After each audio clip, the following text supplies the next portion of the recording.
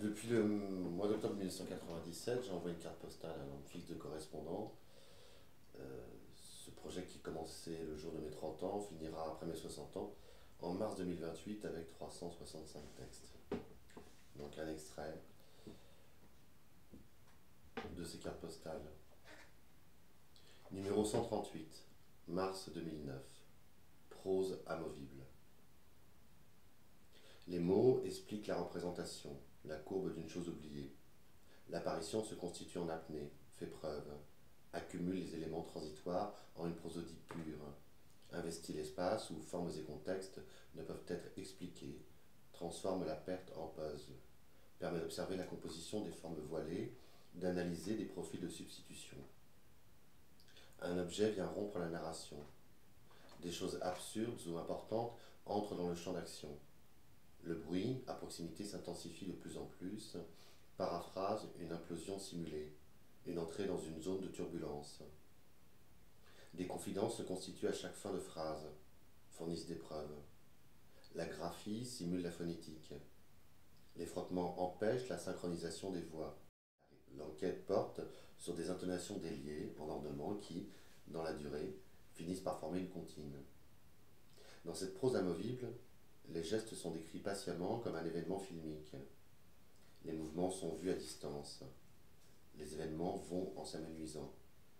Dans la zone formatée, les phrases conjointes libèrent des images extensibles, dessinent un paysage local, deviennent un paysage indélébile. Les mots coexistent dans une pluie de phrases complémentaires, décrivent un trop-plein de données en une rythmique propre par un excès de symbiose, se réduisent lorsqu'on les prononce, composent une surface abrasive, laissent tout en suspens. Les structures sont tenaces, s'agglomèrent en idéologie temporaire, se fractionnent en syllabes lentes, n'empruntent aucune altérité au verbe, deviennent contre-champs, forme d'incantation postmoderne. Il ne s'agit plus, alors, que de comprendre les formulations.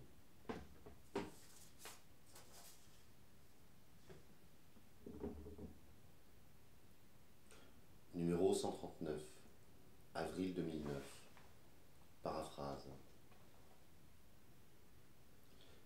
Les premiers mots dans cette bouche quasi fermée, murmure, chuchotement, phrase murmure basse, mélodie esquissée, partition progressive, retiendraient un commencement, orienterait la conversation, prolongerait, indiquerait la direction, commencerait par des bribes, dessinerait à la lumière, papier peint blanc, miroir, espace incliné, une transparence sous laquelle le texte, le long des lettres nécessaires, tenterait de reproduire des souvenirs troubles de manière réelle, tenterait une réciprocité, mais serait encore, traits et points, dire sans savoir, séquence progressive dans l'image balisée de figures, hésitation, interruption des récits, début de confirmation d'une supposition à corriger ultérieure, lieu et mémoire feuilletée, heure par heure, jour par jour, tenterait de tout dire,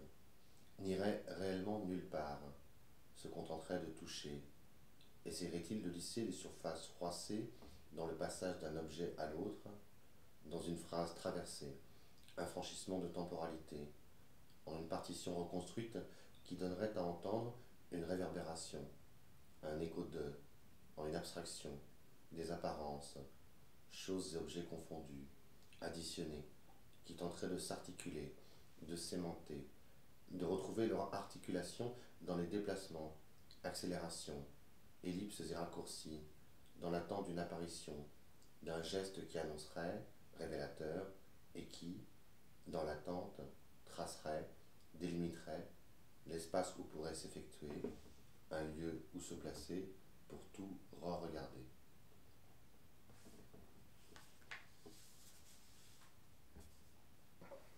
Numéro 140, mai 2009, fenêtre.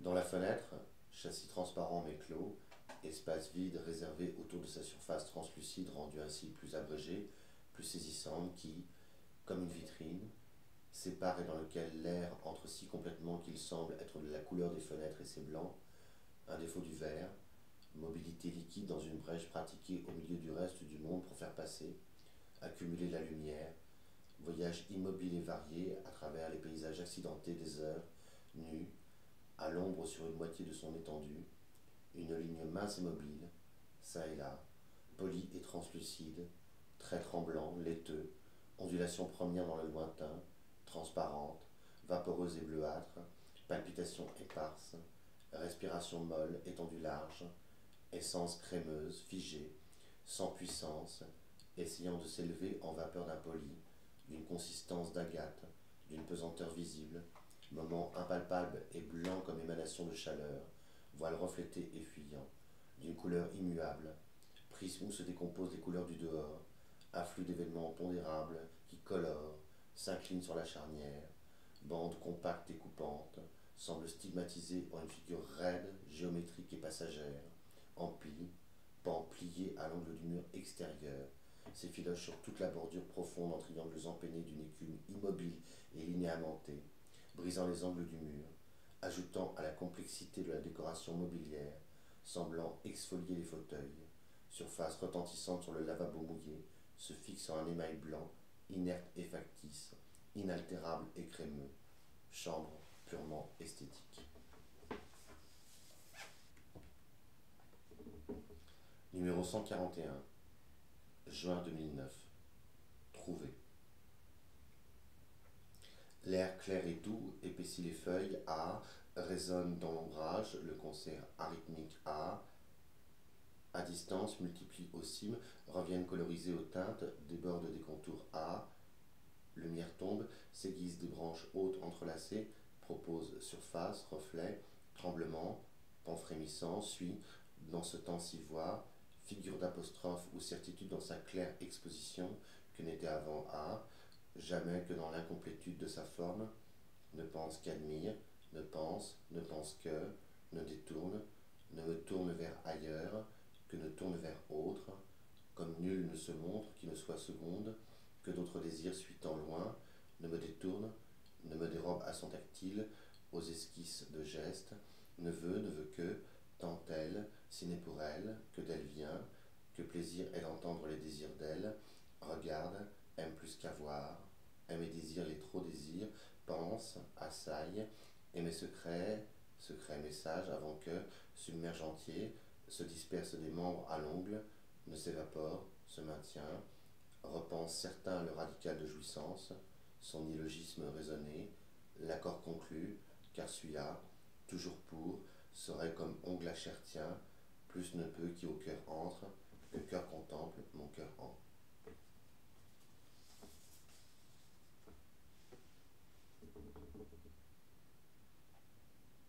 Numéro 142, juillet 2009, conditionnel.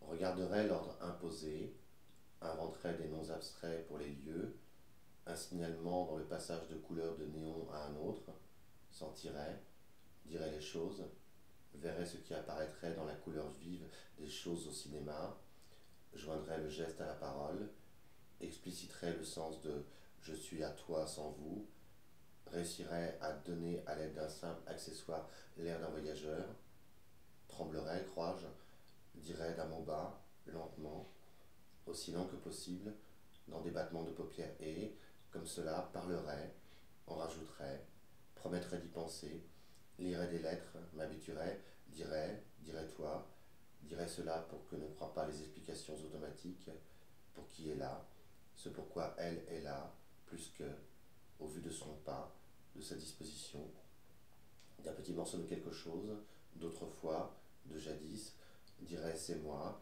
est un je, vous, je, avec les yeux, intercéderait, dirait la voilà, postulerait un drame très relatif, résisterait, dans le décor simple et bien composé qui rappellerait, dirait, qu'anticiperait, dirait qu'il faudrait à coups de syllabes redoublées, de soupirs équivoques qu'il faudrait, en avançant que devancerait, cartes en main, avec soupirs dérivatifs en tout point, qu'avancerait, devant cette apparition savante qui laisserait à penser, que, maintenant, la regarderait, ça joue, dans tout cela qui échapperait, que la voix fabriquerait son influence, que regarderait au plafond, qu'aimerait l'isolation, l'accumulation, le froid, qu'il y aurait de l'incongruité à s'inventer des excuses, quand il n'y aurait plus de signe de rien, que raconterait tout, verserait, laisserait tomber, en verserait moi-même, sans cesser un moment, sans soupir d'où elle serait, d'où ne ferait que sortir, et ne dirait un mot d'eux, avec la main devant les yeux, avec l'écart entre les doigts qui laisserait apparaître les paupières et son visage en descendant l'escalier, dans les gémissements et soupirs, nous entretenant de l'état dans lequel elle était, en finissant, en songeant à, en finissant les paroles, en pensant à la trace familière laissée par, à la minute, à la vérité opératoire, aux facilités, aux concepts adulés, à ses saveurs, au degré absolu, aux détails élémentaires, aux visions de toujours parmi les choses assemblées, à connaître sans compter, à modéliser des mains dans le plissé, le souffle, verrait qu'effet, que j'aimerais à séduire toutes ces choses du toucher, ces agissements au-dessus des dépressions, ces troubles, matière à transition et symptômes. Numéro 143, août 2009. Proposition. 1. Des types fragiles de mots, souples et flexibles, ondulent, prennent toutes les nuances et couleurs autour à reflets multiples, reprennent leur forme après chaque passage. 2. Jettent dans l'eau bleue fixée, rentrent dans une zone de turbulence, retournent les mots dans la bouche, compilent dans un fichier corrompu des ressemblances fortuites et des analogies. 3. Mesure la phrase, subdivise-la en formants acoustiques incolores, laisse-les remplir intégralement la mémoire, regarde-les. Regarde-les, ne laissez aucun espace et aucun interstice possible. 4. La couleur, comme indépendante des objets, fait tache d'huile, forme un ménomètre 1. 4. La couleur, comme indépendante des objets, fait tache d'huile, forme un phénomène sans contour, se contracte et se projette en une phrase qui ne contient plus aucun résidu. 5. La respiration ténue, comme bruit blanc à l'autre bout du combiné, contient toutes les informations possibles, fait coïncider la forme des lettres avec le son des mots que prononce. 6. Les bruits d'oiseaux et bourdonnements d'insectes modélisent exactement le volume des espaces sur lesquels on s'imaginerait écrire le nombre exact de mots d'une phrase évaporée. 7. Les contextes diluent toutes les significations, donnent le sentiment d'une phrase métalliquement nulle, d'une pensée absurde de rien rendue par une absence totale de couleur. 8. Les mots ne s'attachent plus aux objets, permutent, effectuent une glissade en chute libre, s'immobilisent en cours de route, convertissent les éléments du réel mais restent en permanence vrais. 9. Une phrase existe derrière le frémissement des feuilles et de leurs ombres au sol, se révèle en multiples plans acoustiques, se recouvrant et se découvrant en même temps que s'estompe.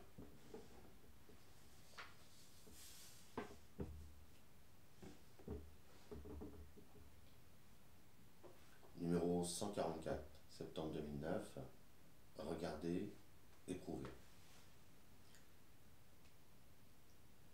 S'interrompt, se mêle d'hébétude dans un bruit fin continu d'une chose objet obscur, silencieuse et éclair, changement blême, ébrouement, tension, événement, résonance, attente, onde fine très intense, ondée légère et régulière, événement local, homogène qui, aussitôt, se reforme en paysage chimique d'où une lumière égale, blanche d'amande, rompue, décomposée, polarisée, remonte, éclate, irradie, inonde, glisse en chutes douces et cascades, qu'assurplane, se fond, se liquéfie, se déverse en fumée qui s'éloigne, s'évanouissent, semble un système momentané où la lumière est telle que toutes choses sont de même nature et fragilité, où tout se réduit à un jeu d'éclairage, un remuement assez faible dans le gris, ses impressions, dans un mélange débarrassé de considération, d'images, où tout tremble sans énergie, légers frémissements, frissons, arrangements bloqués pouvant subir diverses influences, circulations, agréments, dans l'impression d'espace, Les accords, attaques, la vibration troublée, en un plan mat sombre de vapeur dans l'air immobile quand éclate un événement, épisode, un petit fait, indice de choc entre des différences internes, soulèvement de choses mortes, insurrection de l'inerte, chargés en irisation, mélange gazeux aéré, tiède, puis émulsion, un bruissement, froissement, mouvement massif en désordre, où la chose se rengorge, s'écaille en un fourmillement de surface, un froissement de tuiles, de systèmes secondaires, d'ondes réticulées qui se reprend pour se revomir encore et encore, miroir sans cesse repoli, en une couche mince qui se contracte en structure cubique, aux arêtes à cassures nettes et aigres, à feuillets très épais, déchiquetés, grossiers, où tout est écrit dans une tonalité plate homogène, en une tapisserie à regarder, éprouver, déformer, tordre. Le tout sans signification.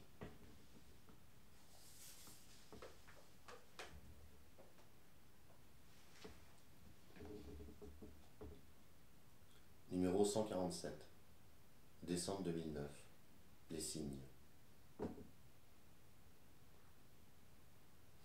Vague sang, où serpente et chemine et se perd dans les boucles et lait, dans laquelle défile, se succède à chaque pas où, à mesure qu'on avance, varie et augmente, où se créent des profondeurs nouvelles, où s'étire et s'éloigne au ralenti, en accéléré, de très proche à lointain dans un ordre surprenant, où tout s'arrange et revient, danse sur là, dans un chant tourbillonnaire, un montage général, un, plus un, et encore un, en un réseau d'eux, pendant que la matière poreuse défait les replis qui agitent, qui bougent en dessus, en dessous, dans les remous et les plis, qui débordent un peu vibre comme une machine dans toutes ses, jusqu'aux éclats en apesanteur, quand le mouvement d'eux agit comme, dans un engin d'eux, ondulant appuyé, quand frémit, vibre, et remue en deux, ou de spirale, et lance ou torsion tourmentée avec agitation des, en un, en une, d'avant en arrière, dans une mobilité, et que s'enroule comme une houe, alors, quand s'étale de nouveau dans le, flottant, qui dérange mais demeure un état nuageux, un flou qui, progresse, croît et décroît, tombe sur une mince ouverture, dans une clarté toute relative, plane, y dessine toutes sortes de, clignote très lentement, comme des météorites qui dans un accord de, puis qui retombent en un ensemble de masses claires ou foncées, de stries et de, pêle-mêle, méconnues, un chaos avec des, qui confondent le, mais où s'accommodent, de combinaisons et d'arrangements, où des perspectives se renversent en une, composent un premier et un arrière-plan, et un trait qui montre là, où pareil à une, et apporte des, dans le faisceau derrière des grains pulvérisés, une multitude de particules qui dansent, bougent en sens contraire, qui remuent en tremblant, sensibles, montent et descendent en flocons se condensent, que l'énergie oscille dans un orage un amas, un tourbillon brisé, mais qui finissent par retomber, se déposent sur en une couche épaisse, en tas, monticule, répandue au hasard, où les signes se placent en une réserve écrasante de possibilités.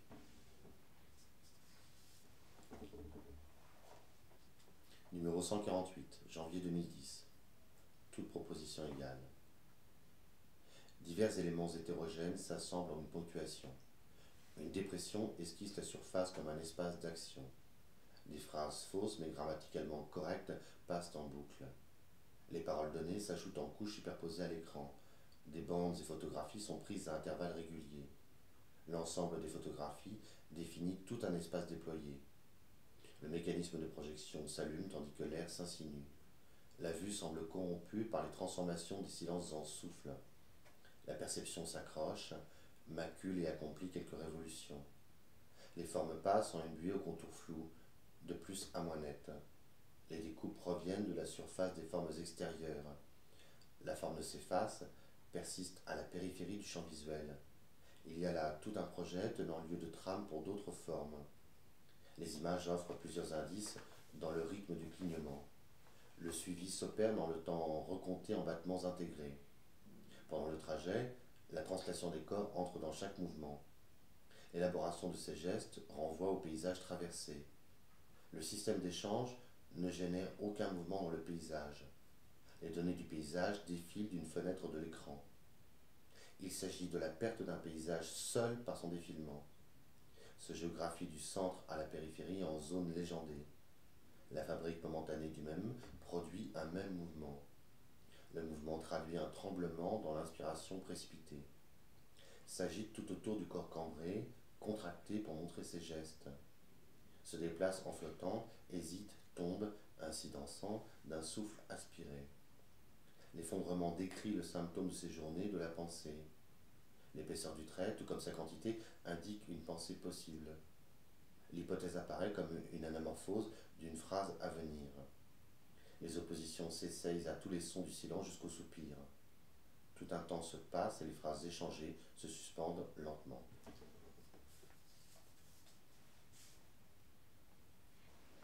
Numéro 149, février 2010.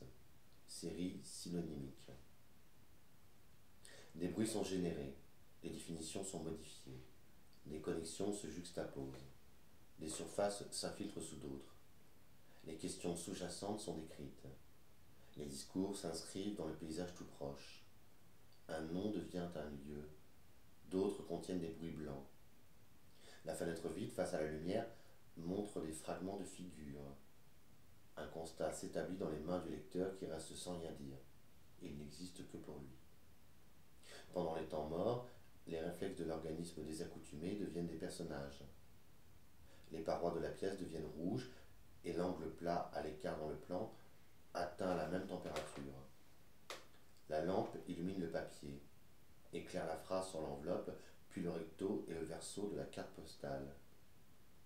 La couleur et le sujet font bloc, tracent une ligne comme une décoration, devient indifférente bien que les accords soient dissonants. La lumière tombe sur les lèvres, ce que des photographies décrivent et dessaisissent dans une représentation juste des formes à l'identique. Les couleurs distinctes des objets s'exposent, se montrent instables. Volatilisation, accord des espaces, saisissement devant une étrangeté ordinaire, éblouissement de l'observateur à contre-jour. La lumière pénètre plus avant, fait tourbillonner des nuages de particules, tombe sur les taches et les points clairs à la surface de la peau blanche qui la capte intensément, interrompt les relations. Il n'y a plus aucune métaphore ici ou là, juste une perspective.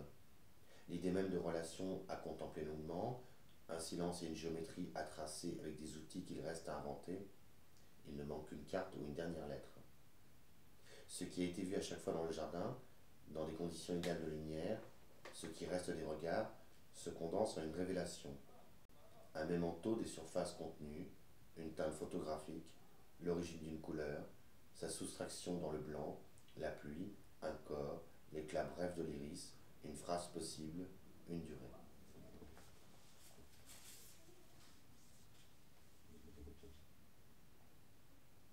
Numéro 150, mars 2010. Principe d'équivalence. Le langage impose une utilisation de vocables clairs, assemblage unique bouleversé par un souffle extérieur. La tonalité des sons persiste ou agence des parentés, un recueil d'objets aux propriétés semblables et identiques. Des paroles périphériques accusent toute détermination et liaison, possibilités offertes par les groupements mobiles sur le bord des feuilles. L'intonation accentue la perception des tonalités, un moyen pour gommer une expression vraiment rudimentaire. La nomination s'effectue dans une relation indéterminée entre substantifs et choses. Utilisation de fictions multiples avec déguisement et nombreuses reproductions couleurs. La signification définie des narrations où des lieux se dissimulent. Galerie sommaire d'objets étrangers et de leurs clichés incomparables.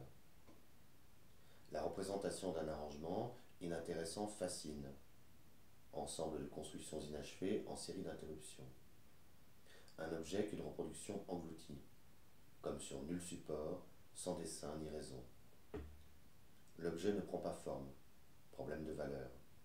Il apparaît sans la chose nommée, vision brusque d'un nombre dans un flux. Les choses s'établissent fermement dans les limites données par les bords. Repères encastrés, étendue large et circonstances inatteignables. Une feuille est ôtée ou prélevée d'un cahier attaché sur le bord. Une réverbération à la périphérie efface toute ligne. La cible est brillante sous l'éclairage courbe. Comprendre vite toutes les attitudes. La sinuosité des fréquences provoque un son minime. Propagation à l'écart dans des recoins invisibles. Comme les cartes sont périmées, la localisation demeure incertaine. Une photographie subsiste de quelques vagues empreintes dans un coin. Tout un chemin se déroule avec trembles vermeilles et platanes vert émeraude. La pellicule enregistre la trace météorologique des jours. Un panneau renvoie la lumière de terre blanchie. Reflets étages vermillons se poursuivent au sol. L'écriture s'obscurcit, les objets gèlent, accompagnés du regard de très nombreuses nuées. Numéro 151, avril 2010, d'après. Et dans la confusion, en bordure, éclate, éclaire, dans la clarté qui s'ouvre, d'une élégance circule en éraillement plombé et sifflements déformés, puis en cercles de musique sourde qui s'élargissent, tremblent et résonnent dans les airs, en un vol tonne autour de la pensée, se propage dans la rumeur des villes, décharge tous les sons comme de coups de doigts sur un tambour et commence une harmonie, commence sous les rires, finit par eux, résonne, vient relever des souvenirs où des accords mineurs se croisent, filent, s'élèvent, s'élude aussi bien dans les ameublements et l'extérieur des maisons que dans le plan de la ville, éveille les feuilles dans les vapeurs et les bruits dans ce coin du parc, dans son ombre, dans les ornières de cette route humide, dans le mouvement d'un boulevard, sous la brise, traversant la circulation, exprimant le jour mat produit par le ciel gris, l'éclat des bâtiments, la luminosité du sol, des extrémités d'un décor quelconque, en élévation harmonique se rejoignant dans la douceur du ciel, descendant sur la route déjà emplie d'éclats, parmi les gris et les verts, où un souffle ouvre des brèches, brouille l'orientation, se disperse, s'éclipse dans les allées, par l'air lassant, par le silence de l'air, dans son silence, en bribes, virement de choc, élan, influence froide, dans le décor et l'heure unique, le ciel, ses caractères, nuances après l'orage ou les calculs, les impatiences, ne sont plus que danses et voix non fixées, événements multiples d'un univers sans image, formes mourant dans l'air, impulsion pour les sens et la mémoire qui éclaire la vue sur les peupliers, le parc, que flanquent les façades autour, surplombent les constructions que les fenêtres et les terrasses éclairées décorent, suivant les pas des promeneurs, leurs balais sans valeur, les mélodies impossibles, de regards en regards, sentant le souffle, son corps, son jour.